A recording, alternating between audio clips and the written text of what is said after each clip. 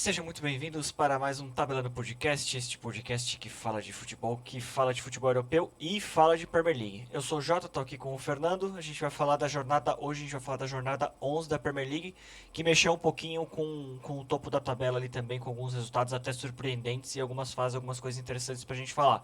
Boa noite, Fernando, muita coisa boa, acho que o meu destaque, pelo menos inicial, vai para Brighton 2, City 1. Sim, boa noite. O bom destaque, City que vem de alguns jogos perdendo e mexe muita coisa aí na tabela. E vamos falar um pouco sobre isso. Boa. Antes de a gente começar a falar dos jogos, eu vou pedir para vocês então deixar o like no vídeo, né? Não esquecer de se inscrever no canal, de ativar o sininho também para receber as notificações do vídeo e também para deixar os comentários, que é sempre importante pra gente, tanto pro engajamento do vídeo, para chegar mais para mais pessoas, mas também importante pra gente conversar sobre futebol. Eu vou passar aqui os resultados da rodada, vou passar a jornada em dois ecrãs aqui na tela para vocês. E depois a gente vai voltar para falar, começar falando de Brighton e City, tá? Então a gente teve ali Brentford 3, Bournemouth 2, um placar bem interessante ali pro Bournemouth, que tinha acabado de vencer o City e apesar de ser fora de casa, era um jogo bem equilibrado, valendo muita coisa lá para baixo. Crystal Palace 0, Fulham 2. Ótimo resultado para o Fulham, que estava dando uma oscilada, tinha começado bem a Premier League também. West Ham 0, Everton 0. Um jogo ruim para os dois, infelizmente. Wolves 2, Southampton 0. Acho que é o começo dos sinais do que o Wolves vai começar a recuperar. Gol do Matheus Cunha, também brasileiro. Brighton 2, City 1, a gente já vai falar um pouquinho mais sobre esse jogo também, muito surpreendente e bastante impacto na tabela. A gente teve Liverpool 2, Aston Villa 0, quarta derrota consecutiva do Aston Villa, vamos falar um pouquinho desse jogo também, um pouco mais em detalhes. Manchester United 3, Leicester 0. Um jogo que o United jogou relativamente tranquilo, uma partidaça do Bruno Fernandes, Casemiro também jogou muito bem. O ataque não foi tão bem, nem Diallo, nem o Garnacho acaba por entrar depois, o Rashford também não foi do meio, o próprio Højlund também não foi muito bem, mas o meio de campo funcionou muito bem desse United e que reseta tudo agora, né? Chegada do Amorim, tudo muda, vamos ver como é que vai ser daqui pra frente.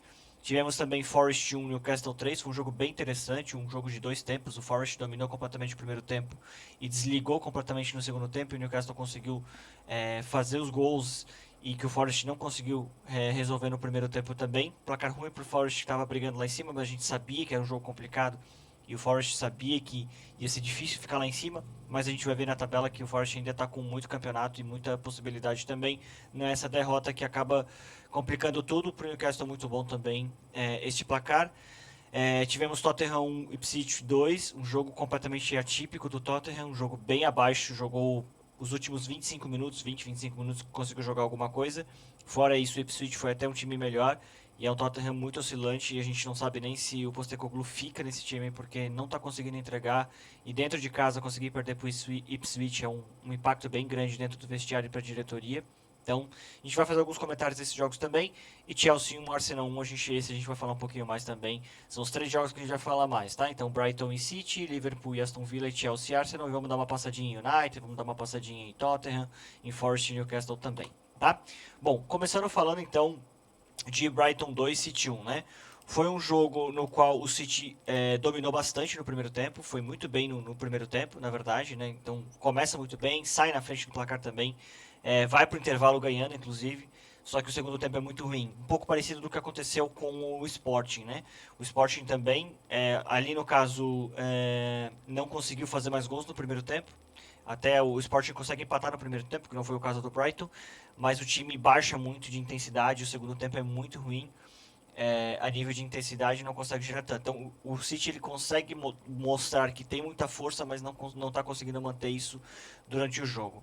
Algumas notas aqui do que a gente pode ver. A Kanji Bernard De Bruyne aqui no banco, então foi com garotos aí para o jogo também. O João Pedro do lado do Brighton voltando de lesão fazendo gol, com gol e assistência, muito importante isso para ele também, para essa confiança. O João Pedro que daqui a pouco precisa de uma chance na seleção, precisa começar a ir para a seleção brasileira também, porque tem bola para isso e está entregando.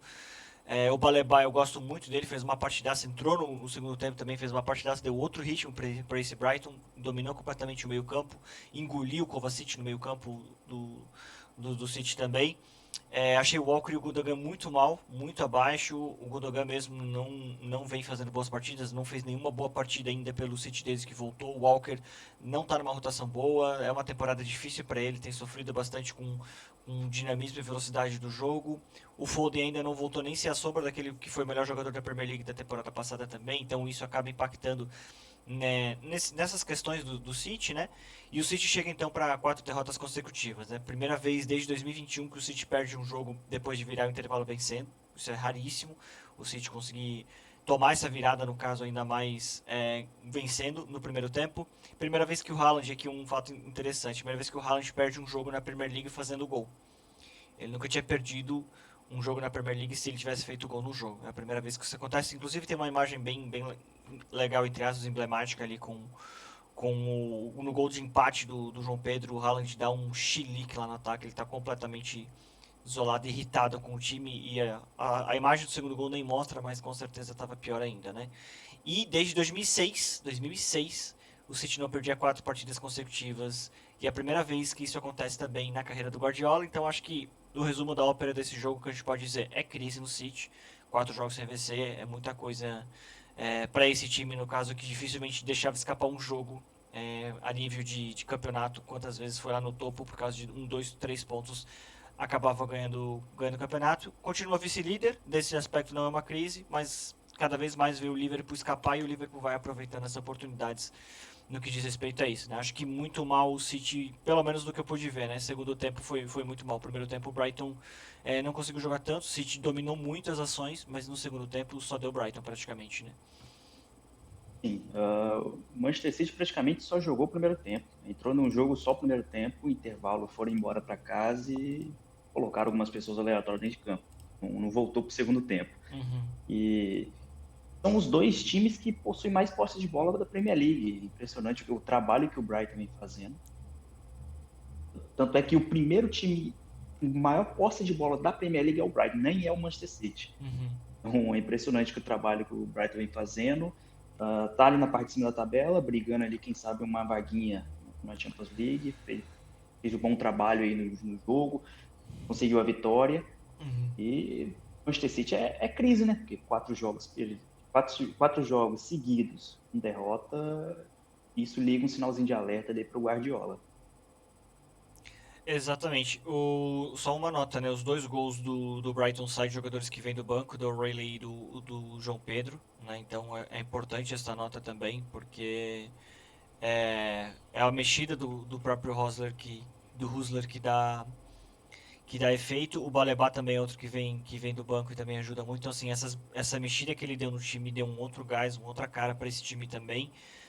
Então, muito interessante ver com essas opções aí que esse Brighton tem, ainda a nível de poder fazer mais com essa Premier League, jogando só a Premier League, isso também ajuda. Do lado do City, o Matheus Nunes muito abaixo. Gostei da partida do Savinho. O problema do Savinho é que ele tá perdendo muito gol. Não fez gol ainda pelo lado do City e ele tá perdendo muito gol. Tem um jogo, uma bola logo no começo do jogo ali que ele dá uma arrancada, passa por 3, cara a cara com o goleiro. Só tirar do goleiro ele não faz. Uma jogada bem parecida com o gol do Salah. O segundo gol do Salah, e tu vê a diferença, claro, a gente tá falando de Salah e tal, mas tu vê a diferença da calma, de chegar na frente do goleiro, saber decidir, esperar, e o Savinho parece um pouco ansioso nesse sentido também. O Haaland começa bem, mas depois perde um caminhão de gols, só que eu contei foram 4, só no primeiro tempo, então o Haaland muito abaixo também. Eu não entendi o porquê que ele foi com o Simpson Pussy na defesa, se ele tinha 2 defensores no banco, tanto aqui quanto a Kanji, mas pode ser apenas uma questão de rodar o elenco para tentar descansar um pouco esse elenco também que tá jogando. E tem muitas lesões, a gente tá falando de Rubem Dias, de Grealish, de Oscar Bob, de Rodri, né? Então o John Stones também é outro, então um time muito lesionado também acaba afetando, como a gente já tinha falado várias vezes, né? O City é um time de elenco curto, então essas lesões acabam também impactando bastante para que ele consiga dar sequência nesse elenco ou conseguir pelo menos repetir um time de um jogo pro outro, né? E isso é um fato curioso, porque a gente sabe que o City é um elenco curto, o Pep Guardiola faz poucas mudanças, tanto é que nesse jogo ele só substituiu 2 jogadores, saiu o Gundogan e o Savinho, entre o Bernardo Silva e o Kevin De Bruyne, só substituiu 2 jogadores e é impressionante isso, porque o time precisando do resultado. Tudo bem, a substituição ali estava ganhando, mas aos minutos 80, que é o segundo gol do Brighton, precisando da vitória, poderia ir para cima, que o City não começa segundo tempo bem, ele poderia mexer, colocar alguns jogadores ali, tudo bem que são jogadores novos que tem no banco de reserva, mas são jogadores que podem entregar alguma coisa dentro de campo. E Uhum. o Pep Guardiola quase não mexe nisso. É um fato curioso. Será que ele confia nos jogadores que ele tem, nos jovens que ele tem no elenco? É. Não esquece que aconteceu a mesma coisa com o Cole Palmer, né? O resto da história depois do que ele foi pro Chelsea, né? O Guardiola podia ter um jogador desse hoje nesse nível no lugar de De Bruyne, no lugar do Foden, quando um deles não estivesse e não resolvesse. Acho que a nota boa pro City é a volta do De Bruyne. No caso, ele já tinha jogado no meio de semana, se não me engano, já tinha jogado no meio de semana, mas agora voltando a jogar na Premier League, com um pouco mais de ritmo, mas ainda vai um certo tempo ainda para voltar bem. E vamos ver se ele com o Foden consegue trazer um pouco mais de equilíbrio neste meio campo, porque não tem funcionado tão bem. Bom, então de Brighton e City foi isso, placar muito importante para o Brighton e com certeza nível de classificação o Brighton consegue se posicionar, já estava muito bem, consegue se posicionar muito bem também. A gente vai ver depois a classificação e consegue nesse bloco de cima e disputar com muita gente. Então, bem legal, bem importante esse trabalho do Rosler também. E o Brighton mais uma vez mostrando que a sua gestão consegue se reinventar de jogadores e treinadores também com a saída do De Zerbi, né? Seguindo então para Liverpool 2, Villa 0, o Liverpool então que resolveu com um gol em cada tempo. Eu acho que até fez uma partida melhor que a do Villa, mas o Villa também jogou bem. Eu acho que o Villa se mostrou ser um time que está em evolução para disputar com esses grandes. O Liverpool a gente está falando o Liverpool, né, que o pessoal fala, que é o líder da Champions League e o líder da Premier League. É um time que não está oscilando. E não está dando chance, a gente sabe que em algum momento vai oscilar, mas enquanto ele conseguir abrir distância, principalmente para o City, maior ainda é a chance dele poder levar esse campeonato. Então é aquilo que o Guardiola já falava das 8 primeiras rodadas e as últimas 8 jornadas. Então de ganhar o campeonato nesse sentido, e o Liverpool fez muito bem este começo também. Algumas diferenças aí, né? Darwin titular, o Robertson de volta depois da lesão que estava jogando de Tsimikas, o Curtis Jones parece que tomou completamente o lugar do Szoboszlai. O Szoboszlai não conseguiu encaixar nesse time e tem sido uma opção de segundo tempo. Gostei muito do Onana do Onana e do Tielemans, do lado do Villa, o Rodgers, o Bailey e o Watkins muito mal, então essa parte de ataque do Villa não funcionou muito bem, então não conseguiu atacar muito bem por mais que tentou. Mais uma vitória, mais uma ótima partida do Liverpool, né, que vai para a data FIFA, então muito mais líder da Premier League do que já esteve, líder da Champions também, o início dos sonhos para o Slot, né, com certeza é muito importante. Vamos ver se ele não perde muitos jogadores por lesões, tem as data FIFA às vezes que acaba complicando também, o Liverpool tem bastante jogadores, o Gakpo esse jogo também estava no banco, entrou no segundo tempo, então ele rodando um pouquinho o elenco, e o Darwin até que foi relativamente bem, mas perdeu seus gols, fez um, mas perdeu seus gols. Esse que é um grande problema do Darwin, né? Para ser um camisa 9 ele perde muitos gols. E aqui agora algumas coisinhas interessantes, né? O Salah é o primeiro jogador a chegar a 2 dígitos de gols e assistências double-double na temporada, em todas as ligas europeias, tá? E é a quarta temporada consecutiva que ele está fazendo isso. Então, demonstra um pouquinho o nível de impacto desse jogador, o que é realmente muito grande, né? Chega a ser um deboche. Inclusive teve bandeira da organizada em Anfield, tá? Saiu um post sobre isso, cobrando a FSG, que são os donos do Liverpool, pela renovação do Salah. Não tem por que não, né? Os números falam por si só. Mais um gol, mais uma assistência do Salah no jogo, resolveu, botou o jogo debaixo do braço. E esse não foi daqueles jogos que às vezes ele aparece mais nos lances capitais, ele participou muito do jogo, ele foi muito bem no jogo, a participação dele foi muito boa. Uma nota também para o Kelleher, que tem feito boas partidas, tem feito boas defesas, um pouco parecido do que foi o Looney na temporada passada com a ausência do Courtois. Claro que o Alisson não vai ficar tanto tempo também, mas importante para o Liverpool também ter essa confiança no Kelleher. Tem gostado bastante das partidas dele, tem conseguido fazer boas defesas, fez uma queima-roupa logo no primeiro tempo ainda, uma defesaça. Então interessante ver esse goleiro melhorando e evoluindo também, porque era um banco eterno do Alisson, a gente nunca acabava por ver ele, né? Do lado do Villa, como eu já falei na introdução aqui, 4 derrotas seguidas, o que é um pouco confuso, porque o time estava bem, ganhando de Bayern de Munique, fazendo frente, fazendo ótimos jogos, né? E dá uma sensação que não é muito boa. Apesar de que eu ainda prefiro manter a opinião de que é uma solução natural, é um time que não é um time Big Six, então era natural que isso acontecesse. Vamos ver se ele consegue essa data FIFA dar uma esfriada nas coisas, se o Naemi consegue organizar a casa de novo e volta a ser um time forte. O Watkins é um pouco Darwin, né? Perde muitos gols também. Ver se consegue um pouco encaixar melhor, se o Jean Duran consegue voltar a fazer gols também para esse Villa conseguir ser um pouco melhor. Do jogo, foi muito bem o Villa, conseguiu fazer dentro do necessário, mas é o Liverpool em Anfield realmente muito difícil de ser batido.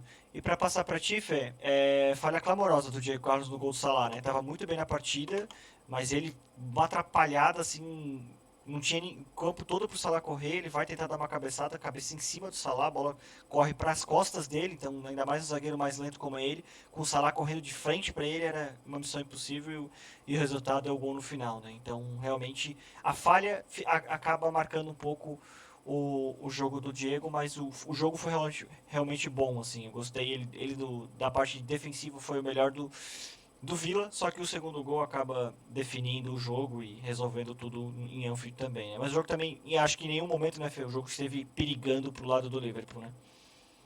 Não, o Aston Villa jogou muito bem. Apesar da derrota, ele jogou bem.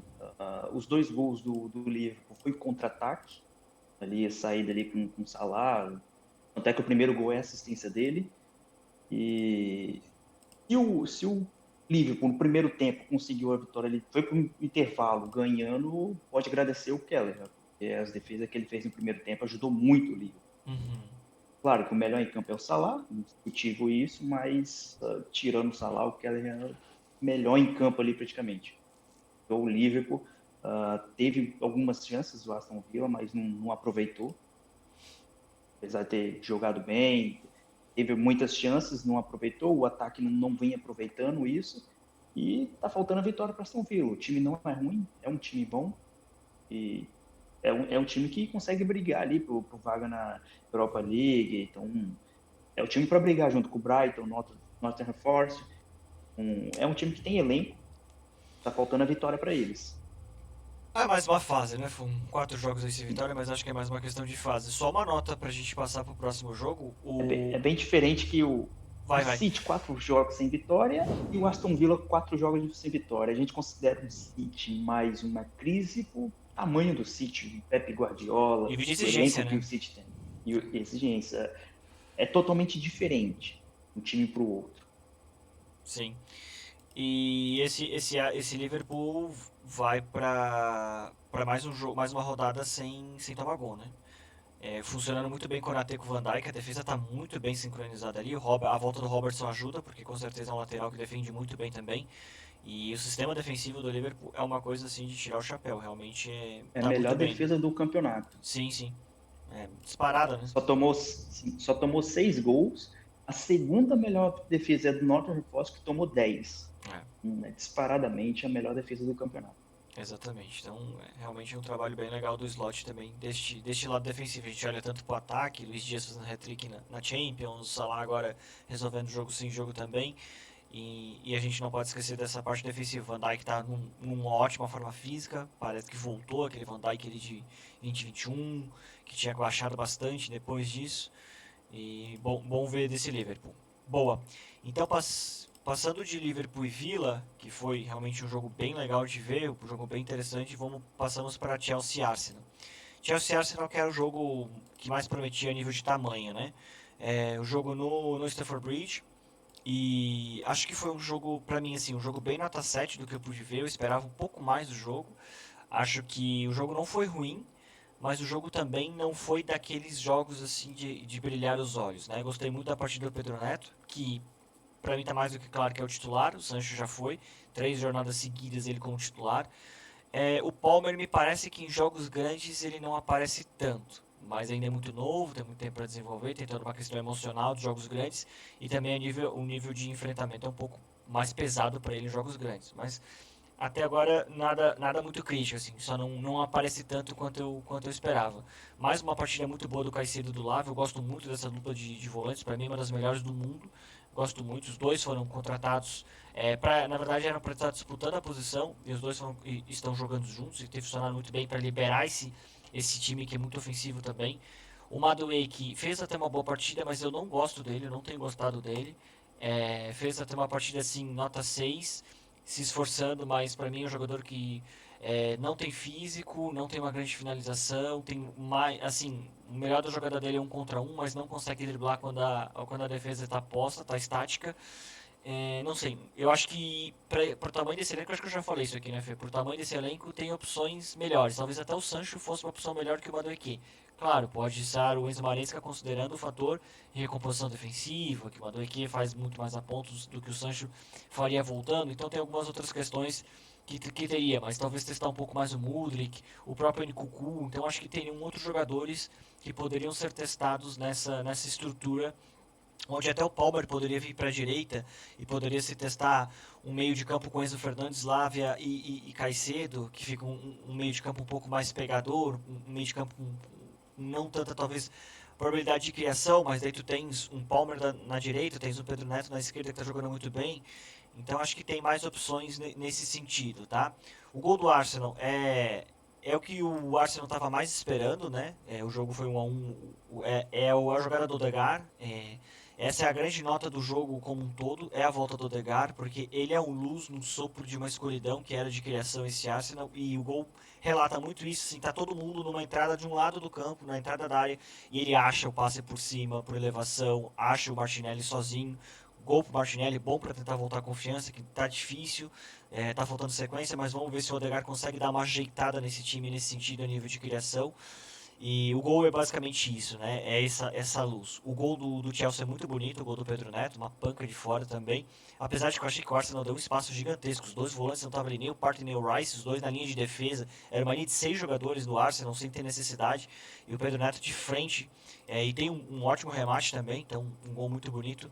E mais um pouco de falha, um pouco não, uma falha bem coletiva ali do lado do Arsenal também. A sensação que eu tenho é que o Chelsea vai para o mercado atrás de um 9. O Nicholas Jackson parece que não convence, não tem um outro. Talvez fosse o Nkunku, ou talvez não vá no mercado, mas vai começar a testar mais o Nkunku nesse camisa 9, porque não está convencendo o Nicholas Jackson, perde muitos gols também. Faz gol, começou bem, mas já deu uma baixada bem boa de nível de produtividade também. O Malo Gusto e o Trossard, cada um perdeu um gol para cada lado. O Trossard perde no último lance do jogo. O Malo Gusto perde uma cabeçada quase debaixo do gol e consegue jogar para fora. Então o jogo poderia ter sido 2-2, vamos dizer assim. Não mudaria muito do que tem. Gostei muito, mais uma vez, gostei muito do jogo do Timber. Acho que realmente virou uma contratação para o Arsenal, porque ele ficou lesionado a temporada toda passada, né? Então foi um reforço para essa temporada e tem feito, jogando à direita, jogando na esquerda, cobrindo o Ben White, cobrindo o Calafiori, cobrindo um monte de gente que for necessário. Ele tem ido muito bem, é um jogador forte fisicamente também, ataca bem, defende bem, gosto muito do jogo do Timber. E o Chelsea, no caso, vai para terceiro, né? Na tabela a gente vai ver daqui a pouco. Isso que não acontece desde a temporada 21-22. Vai para essa data FIFA aí, em terceiro colocado, acho que é a nota mais alta do Chelsea, e do Arsenal é a volta do Odegaard, né? Acho que é as maiores notas aí. Vamos ver se ninguém machuca agora, como é que vai ser essa data FIFA para esses dois times, né? Essa aqui é a questão. A notícia boa é a volta do Odegaard, mas a notícia ruim é a lesão do Saka. Ah, é verdade. Mas Aí acho que não é muito tem tempo, pelo esse. que eu vi ali, né? Parece que não. Vamos ver essa data FIFA aí, se dá para recuperar, mas vai ter alguns jogos fora. E essa questão, volta do Odegaard, muito bom, porque o Arsenal hoje não tem um jogador de criação no nível do Odegaard, tanto é que nos jogos aí que a gente assistiu, o Arsenal não conseguia ganhar, não conseguia vitória. Quando conseguia era aqueles lances de bola parada, que hoje é o melhor time em bola parada. E só que tem a perca do Saka, que é um jogador de desafogo ali pelos lados de campo. Acaba ficando aquele copo meio cheio, meio vazio. Uhum. E o lado do Chelsea ali, para mim, o melhor jogador do Chelsea nessa temporada até o momento é o Caicedo. Ele é o jogador, na Premier League, é o jogador que mais intercepta passe. Então, esse momento do Chelsea passa muito por ele. Ele Uhum. é aquele cão de guarda ali, que faz o trinco ali com a defesa. Claro que a defesa ali vem ajudando muito, com o Fofana, o Will, o Sanches fazendo boas defesas. Nesse jogo mesmo teve boas defesas do Sanches, mas muito ali se dá pelo Caicedo fazendo a trinca ali com os defensores. Uhum. E tá faltando um pouco mais o Maresca testar as opções que ele tem. O Madrid quase não entra em campo. O Enzo, a gente percebe que o Enzo perdeu aquele posto de titular dele, que na temporada passada ele foi insubstituível praticamente com o Pochettino. Essa Uhum. temporada ele entra mais no final do segundo tempo e falta testar mais opções. Por exemplo, o João Félix, a gente vê que não entra, vemos que O não vai próprio, ter próprio Renato Veiga também pouco tem Renato entrado. Veiga também.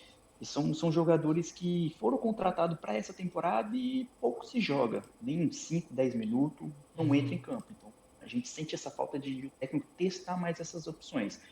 Mas o elenco atual, os titulares do Chelsea está bem encaixado.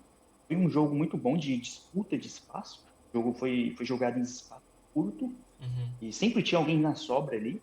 Ah, só no gol do Chelsea, que foi uma falha ali do Arsenal, um momento de falha ali, mas antes disso o jogo estava muito bom em disputa de espaço. E era uma pena o jogo ficar só 1-1. Era um jogo que merecia mais gols. É. Eu ainda tenho dúvida se o Sanches é um goleiro do tamanho do Chelsea. Pra quem já teve Peter Cech, eu ainda acho que ele é um goleiro abaixo, mas isso vai muito de cada um também. E, e uma nota, né? O Reece James não começou. Ele que tinha começado os últimos 2 ou 3 jogos, não começou. Talvez é porque ele tem essas questões de físico, né? Voltando de lesão, ele tem muita lesão muscular, né? Então ele jogou contra o Liverpool, depois ele ficou fora contra o Panathinaikos, depois ele joga contra o Newcastle, fica fora contra o Newcastle, joga contra o United, fica fora contra o Noah, mas contra o Arsenal ele não começa. Né? Os outros 2 jogos, tanto contra o United quanto o Newcastle, ele tinha jogado 90, agora ele jogou 10 minutinhos aí no final só. Então pode ser alguma coisa já a nível físico. Também escutei de alguns jornalistas e alguns veículos de comunicação que é natural essas rodadas pré-data FIFA, alguns jogadores serem preservados, jogadores com mais rotinas de problemas musculares, essas coisas, porque vão ser utilizados nas seleções. Então existe meio que um acordo entre as federações e, e os clubes, no caso, para tentar fazer essa administração nesse último jogo, né? Então, claro, se for algum jogo muito grande, muito necessário, mas normalmente existe essa negociação. O caso, por exemplo, do Reece James, que é um jogador, no caso, que foi poupado meio que sem motivo, mas é mais que foi poupado porque vai jogar pela Inglaterra a data FIFA. Então é um bocado isso, assim, para tentar não gerar uma sobrecarga em jogadores que têm muito problemas de lesões. Isso é o que eu escutei de alguns jornalistas e vi em alguns portais aí de notícias também, tá? Boa. Vamos falar um pouquinho, Fê, só para passar por cima de. Vamos ver o que a gente tem aqui. Talvez vamos falar um pouquinho de. Acho que dessa primeira página não, mas dessa segunda, de United 3, Leicester 0, tu que é um Red Devil aí. Ah, bom sinal pro United, né? Acho que esse esquema nada a ver desse time, acho que vai ser com o Rubem Amorim, tá? Acho que o time vai ser completamente diferente. Mas acho que é uma boa notícia, dá pra ver que o time tá leve, sabe? Dá a percepção que tem que o time tá mais leve, que o Ten Hag já era. Talvez às vezes nem culpa dele, mas é que o ambiente já não tava legal, né? Então, alguns jogadores. Eu gostei muito da partida do Casemiro, gostei muito da partida do Bruno Fernandes, 2 gols e não só pelos gols, mas voltando a ser um pouco daquele Bruno Fernandes que era muito decisivo e não tinha começado a temporada tão bem. Acho que o trio de ataque não foi tão bem, nem Rashford, nem Højlund, nem o Diallo. O Diallo foi um pouquinho melhor, o Amad Diallo, mas eu também não gosto dele. É outro jogador que eu não. Pra mim é o Madueke. É um jogador muito franzino, tem 1 contra 1, não tem muita finalização. Gosto mais do Garnacho, porque o Garnacho tem, além do drible, a velocidade e a finalização muito boa. O Garnacho finaliza muito bem. Ele entra, faz um belo gol na panca de fora. Mas acho que é isso, né? As sensações são boas, mas vai mudar tudo agora a partir de agora, né? A chegada do Amorim deve mudar muito, né? Sim, acredito que muda muito mesmo, mas mais posicionamento. Acredito que jogadores não irá mudar tanto. Eu até creio que esses 11 que estavam vão continuar a titular.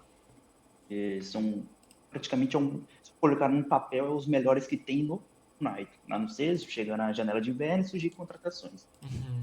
Mas Casemiro, uma baita partida do Casemiro. Tanto é que a imprensa na Premier League estão elogiando ele, porque não só desse jogo, outros jogos ele vem jogando bem. Uh, e é impressionante como que após a saída do Eric Ten Hag, o United mudou completamente. Foram 4 jogos apenas, mas 4 jogos, 3 vitórias, um empate e 2 jogos clean sheet, sem tomar gol. E era um problema que o United tinha, que tomava muito gol. Uhum. Então dá para perceber que o time está mais leve, o time está conseguindo ficar mais com a bola, jogando melhor, não é aquele time ansioso que pega a bola já fica querendo pro ataque fazer gol, sair correndo. Então é um time mais calmo, time que segura a bola, trabalha bem a bola. O Bruno Fernandes voltou aquele Bruno Fernandes que a gente conheceu de que jogava muito, tá jogando melhor, tá participando mais do ataque, Uhum. da construção da jogada. E vamos ver como o Amorim se apresentou hoje e ver como é que vai ficar com ele. Mas estou bem esperançoso aí os próximos jogos do United. Boa, vamos acompanhar. Ótima partida do Ugarte também, que sempre está sendo bem contestado. Eu gostei bastante da partida dele, fazer o trabalho sujo que o Casemiro não consegue mais fazer fisicamente. O Casemiro distribuindo muito jogo, parecendo muito Douglas Luiz, como era no Aston Villa. Bola longa, articulando o jogo, dando velocidade pro jogo. E o Ugarte bastante combativo. Gostei bastante desse esquema. Vamos ver porque o Rubem Amorim tende a jogar com 3 zagueiros, com 2 alas. Vamos ver como é que ele vai se portar nesse sentido também, né? Foi uma boa dupla ali que tornou o Casemiro e o Gatti junto. Um é mais novo, fisicamente melhor, e o Casemiro de bola longa, ele tem qualidade. Uhum. Boa. Vamos falar um pouquinho também de Forest 1, Newcastle 3. Foi um pouquinho do que eu falei da entrada, tá, gente? Pra mim não foge muito. O Forest fez um ótimo primeiro tempo. Segundo tempo parecia um time bem cansado. E o Newcastle aproveitou as oportunidades. Um belo gol do Joelinton também, que era 9, virou volante, agora é mais ponta. Então é um jogador que faz praticamente todas as posições. É muito versátil isso pro Ed Hall também. Então é bem interessante ver sobre esse Newcastle conseguindo se recuperar, o Isaac voltando também. Eu acho que isso é uma nota importante. Esse Newcastle conseguindo engatar boas partidas, nem sempre bons resultados, mas engatar boas partidas e conseguir mostrar um pouco mais de bola. Deixa eu até ver como é que começou essa partida aqui. A nível Um de... ponto importante aí é o gol do Murilo, né? Para coroar o momento dele, Isso. é um gol aí que ele não vai esquecer nunca. É o que eu ia falar. O gol do Murilo também é muito, muito legal, porque ele acabou de ser convocado, né? Pra data FIFA. Ele foi muito bem na partida, ele parece um touro ali. Eu nunca tinha parado pra ver o jogo do Murilo tecnicamente. Aí eu comecei a ver esse jogo do Murilo tecnicamente. Ele é muito forte na antecipação, ele constrói jogo. Realmente é um zagueiro que não vai ficar porque ele é muito destaque mesmo. E gostei muito da partida dele. É, do lado do Newcastle, acho que foi uma boa partida do Isaac também. Acho que ele tem usado bem essa questão de segurar a bola, de ajudar. O Tonali entrou muito bem também, deu uma outra pegada para esse jogo. O Willock e o Longstaff, para mim, ou é um ou é outro. Os dois não dá. Para mim, o Tonali tem que ser titular desse time. Eu sei que ele deu uma oscilada, teve alguns problemas, mas é um jogador bem acima. O Barnes entra também faz o gol. Para mim, na verdade, o meio-campo ainda é Tonali, Guimarães e Joelinton, com o Barnes, no caso, na outra ponta. Junto com o Gordon, né? Gordon e Barnes e Isaac, o trio de ataque. Então é importante. O Botman, que é um zagueiro que precisa voltar logo, porque essa defesa com o Char e Burno é uma defesa muito lenta. É um dos dois também. O Botman é um zagueiro um pouco mais rápido. E é um pouco perigoso para esse Newcastle ficar com uma zaga. É uma zaga alta, ok, mas é uma zaga muito lenta mesmo. E um time que joga muito em transição, que joga muito em velocidade, pode. Um Liverpool, por exemplo, que quando desce que nem uma locomotiva, é um prato cheio para essa defesa tão lenta assim também, né? Mas acho que é isso, acho que a nota é essa. O Forest brigou quando deu, cansou, e o Newcastle aproveitou muito bem as chances do segundo tempo para resolver o jogo, né? Sim, e são os dois times que estão brigando ali pela mesma parte da tabela, então era jogo importante para os dois lados. Boa. Passando para Tottenham e Ipswich, então uma derrota trágica para o Tottenham. Jogou muito mal, conseguiu até o 2-1, tentou um abafo ali no final. Mas o jogo, o primeiro tempo, o começo do segundo tempo, muito ruim do Tottenham. O time completamente perdido, sem sincronismos. Não dá para entender assim o nível de oscilação que esse Tottenham consegue atingir. E é muito ruim isso pro Postecoglou. porque dificilmente ele vai acabar ficando num Tottenham tão oscilante assim. A gente sabe que esse elenco não é um elenco super completo, a nível de Big Six, por exemplo, mas não tem como perder em casa pro Ipswich. Não existe desculpa aqui que não seja o time jogou muito mal e a atitude tem que ser mudar completamente. Né? É um Tottenham de montanha-russa. Um jogo joga bem, um jogo joga mal, não consegue ter regularidade. Fez algumas contratações, né, nessa janela de verão, tentando melhorar o time, porque na temporada passada não foi mal. O Liverpool conseguiu deixar um time mais consistente. Uhum. Já para essa temporada ele não vem conseguindo fazer isso. E no começo da temporada ele deu uma entrevista bem polêmica, falando que normalmente no segundo ano do clube ele sempre ganha títulos. É onde ele passou sempre foi assim. E isso mexeu um pouco com a torcida. E esse momento atual do clube não está demonstrando isso. O time não vem conseguindo jogar bem. Joga bem um jogo ou outro. Uma montanha-russa ali, falta regularidade. E vamos ver essas polêmicas aí para os próximos jogos. Tomara que ele consiga encontrar o melhor Tottenham para essa temporada, porque tem jogadores interessantes ali. O Son joga muito bem. Uhum. O Brandon Johnson, um momento ou outro, ele vem jogando bem, às vezes ele se desliga do jogo. Uhum. E tem um meio de campo ali bem interessante, com Pepe Sarr, com Maddison. Então, é um time que tem elenco. Eles têm que mostrar mais dentro de. Uhum. É isso mesmo. É isso. Vamos passar por os da jornada agora então. Aqui eu tenho algumas notas. Acho que o João Pedro é uma nota ok. O Matheus Cunha fez gol também e deu uma assistência e bem. Bruno Fernandes também com 2 gols bem. O Iwobi fez uma ótima partida pelo Fulham. Acho que ok. O Salah não tem nem como não dizer. Acho que teria algum outro atacante aí no lugar do Issa do Brentford. Sei que ele marcou gol e tal, mas não sei se seria o ideal ele como talvez um atacante só, mais meias, enfim. Acho que daria para pensar. A gente tem pensar um pouquinho, a gente tem outros atacantes no caso que foram melhores. Kovacic para mim completamente só nota porque não fez uma boa partida, não gostei da partida dele. Acho que tem vários outros jogadores aí que fizeram uma partida melhor que o Kovacic. O próprio Baleba na entrada entra e joga, engole o Kovacic, engole o meio de campo do City, e seria já suficiente para mim fazer uma partida melhor que o Kovacic. O Murilo acho que na defesa ok. O Tarnowski eu acho que aí caberia pelo menos ou o Konaté ou o Van Dijk. Acho que contra o Aston Villa foi um jogo bem chato pro time do Liverpool conseguir segurar também.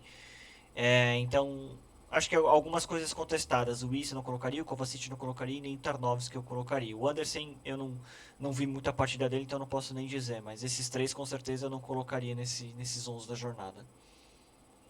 Uma coisa que mudaria aqui, Fé? Disse tudo. Disse tudo aí eu penso praticamente, só que aí eu colocaria o Caicedo. Gostei muito da partida O dele. Caicedo, ou outro. Não, com certeza. Precisa de alguém que Não, jogou lá 90 minutos, que o Baleba não jogou os 90, né? Coloca então o Caicedo, que com certeza fez uma partida melhor que o Kovacic, o né? Kovacic está aí mais por causa da assistência dele, que foi uma bonita assistência no meio ali dos zagueiros e Uhum. aumentou a nota dele, mais por causa de que o jogo dele mesmo não foi muito bem. É isso, vamos passar para a tabela aqui então.